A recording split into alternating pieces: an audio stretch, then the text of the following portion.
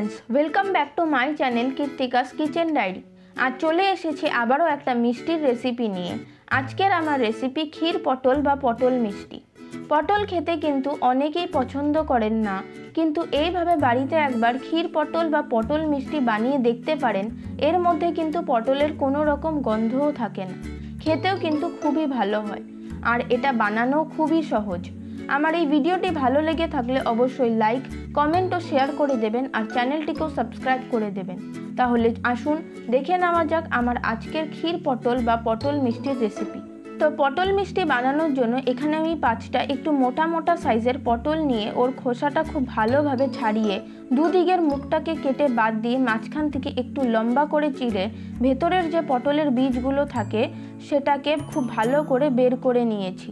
এবারে একটা কড়াইয়ের মধ্যে বেশ কিছুটা পরিমাণে জল দিয়ে দিয়েছি। জলটা ফুটতে শুরু করলে ওর মধ্যে দিয়ে দেব খোসা ছাড়িয়ে রাখা সমস্ত পটলগুলো। পটলটাকে আমি 5 থেকে 7 মিনিট খুব ভালোভাবে সেদ্ধ হতে দেব। এবারে জল ফুটে উঠলে এর মধ্যে দিয়ে দেব 1/4 চা চামচ বেকিং সোডা, যাতে পটলের যে সুন্দর সবুজ রঙটা আছে সেটা বজায় থাকে। আলাদা করে কোনো কালার এর মধ্যে আমি ব্যবহার করব না। তারপর ঢাকা দিয়ে ফ্লেমটাকে মিডিয়ামে রেখে 5 থেকে 7 মিনিট পটলগুলোকে ভালোভাবে সেদ্ধ করে নেব। 5 থেকে 7 মিনিট পর পটলগুলো ভালোভাবে সেদ্ধ হয়ে গেলে এবারে পটলগুলোকে গরম জল থেকে তুলে একটা ঝাঁঝরি হাতার ওপরে রেখে দেব, যাতে এক্সট্রা জলটা ঝরে যায়। এবারে একটা চিনির শিরা তৈরি করার জন্য এখানে দিয়ে দিচ্ছি 1/2 কাপ পরিমাণে চিনি আর অল্প একটু জল, আর সাথে দুটো থেতো করে নেওয়া এলাচ। যতটা চিনি তার হাফ কিন্তু জল দিতে হবে। এবারে হাই ফ্লেমে চিনির শিরাটাকে তৈরি করে নেব। তারপর চিনির শিরাটা তৈরি হয়ে গেলে এবারে ওর মধ্যে দিয়ে দেব সেদ্ধ করে নেওয়া পটলগুলো। এখন কিন্তু পটলগুলোকে আর সেদ্ধ করব না। পটল যখনই চিনির শিরার মধ্যে দেওয়া হবে তখনই পটলগুলো কিন্তু শক্ত হয়ে যাবে। সেই জন্য আগে থেকেই পটলগুলোকে ভালো করে সেদ্ধ করে নিয়ে তারপর চিনির শিরার মধ্যে দিতে হবে। পটলের মধ্যে যাতে মিষ্টি ভাব চলে আসে তার জন্য চিনির শিরার মধ্যে দিয়ে 10 মিনিট ফুটিয়ে নিতে হবে। 10 মিনিট পর গ্যাসের ফ্লেমটাকে বন্ধ করে পটলগুলোকে শিরা থেকে তুলে নেব। খুব ভালো করে শিরাটা ঝরিয়ে নিতে হবে। তারপর পটলগুলোকে আমি ঠান্ডা করে নেব।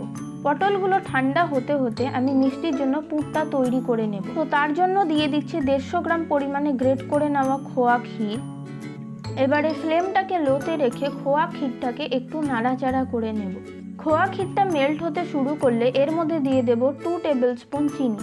এবারে চিনিটাকে দিয়ে খোয়া ক্ষীরটাকে আরও 1 মিনিট একটু নাড়াচাড়া করে নেব, যাতে চিনি আর খোয়া ক্ষীরটা ভালোভাবে মিশে যায়। এবারে এর মধ্যে দিয়ে দেব 2 টেবিল চামচ পরিমাণে দুধ।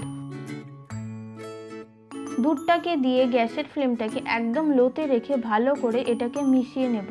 দুধটার সাথে ভালো করে মিশিয়ে নেওয়ার পর এবারে এর মধ্যে দিয়ে দেব 2 টেবিল চামচ পরিমাণে গুঁড়ো দুধ। তারপর আবারও ভালো করে মিশিয়ে লো ফ্লেমে আরও 1 থেকে 2 মিনিট এটাকে নাড়াচাড়া করে নেব।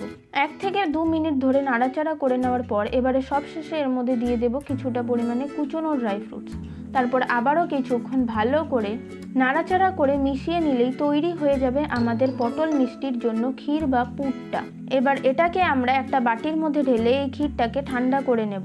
তারপর ক্ষীর আর পটল দুটোই ঠান্ডা হয়ে যাওয়ার পর এবারে ক্ষীরটাকে পটলের মধ্যে ভরে নেব। এভাবেই আমি বাকি পটলগুলোর মধ্যেও ক্ষীর ভরে নেব।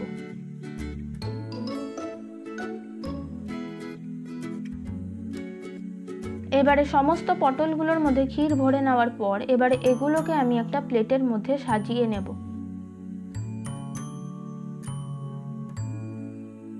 তারপর এর ওপরে একটা করে হাফ করে কেটে নেওয়া চেরি দিয়ে দেব, আর সাথে ছড়িয়ে দেব কিছুটা পরিমাণে কুচনো ড্রাই ফ্রুটস। এতে ক্ষীর পটল বা পটল মিষ্টিগুলো কিন্তু দেখতে অনেক বেশি ভালো লাগবে। আপনারা আপনাদের পছন্দ মতো ড্রাই ফ্রুটস এর ওপরে দিতে পারেন। তাহলে তৈরি হয়ে গেল আমাদের ক্ষীর পটল বা পটল মিষ্টি।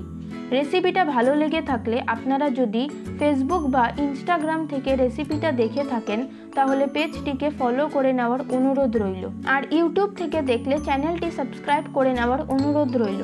পাশে থাকা বেল আইকনটি প্রেস করে নেবেন নতুন রেসিপির আপডেট সবার আগে পাওয়ার জন্য।